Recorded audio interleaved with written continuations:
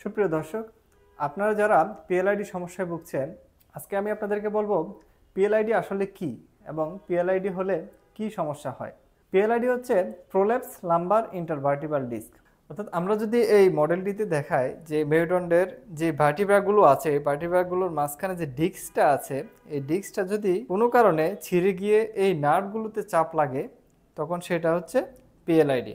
এখন আসি যে পিএলআইডি আসলে কেন হয়, কি কি কারণে পিএলআইডি হয়। ভারী কোনো বস্তু যদি নিচে থেকে তুলতে যায়, সেক্ষেত্রে ডিস্কের সমস্যা হতে পারে।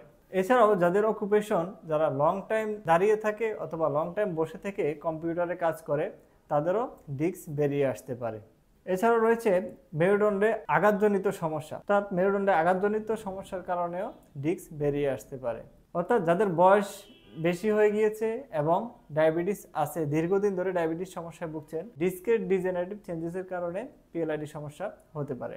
এছাড়াও রয়েছে ব্যাড পশ্চার, অর্থাৎ যারা পশ্চারটাকে ঠিকমতো মেনটেন করে না, অর্থাৎ সামনের দিকে ঝুঁকে দাঁড়িয়ে থাকে বা সামনের দিকে ঝুঁকে কাজ করে, তাদের ক্ষেত্রে পিএলআইডি হওয়ার সম্ভাবনা অনেক বেশি। প্রেগনেন্সিতেও পিএলআইডি হতে পারে।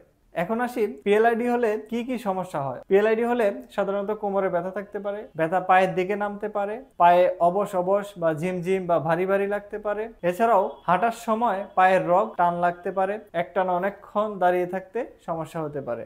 হাঁচি বা কাশি দিলেও কোমরে ব্যথা হতে পারে। এখন আসি পিএলআইডি হলে আপনি কি কি চিকিৎসা নেবেন। পিএলআইডি হলে আপনাকে সাধারণত কম্প্রিহেন্সিভ ট্রিটমেন্ট নিতে হবে এবং পাশাপাশি ফিজিওথেরাপি ট্রিটমেন্ট নিতে হবে। ফিজিওথেরাপি চিকিৎসার মাধ্যমে একজন পিএলআইডি রোগী তার পূর্বের অবস্থায় ফিরে আসতে পারে বা স্বাভাবিক জীবনযাপন করতে পারে। আমরা নিউরোফিটে একজন পিএলআইডি রোগীকে সাধারণত কি কি ট্রিটমেন্ট দিয়ে থাকি। আমাদের ট্রিটমেন্টগুলো হচ্ছে ফিজিওথেরাপি, আকুপাংচার, ওজন therapy, pulse electromagnetic field therapy.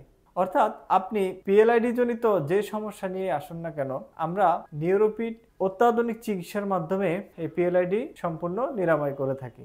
আপনারা যারা পিএলআইডি অথবা কোমর ব্যথাজনিত সমস্যায় ভুগছেন, তারা চিকিৎসা অথবা পরামর্শ নিতে আমাদের নিউরোফিটে আসতে পারেন অথবা আমাদের স্ক্রিনে দেওয়া নাম্বারে যোগাযোগ করতে পারেন।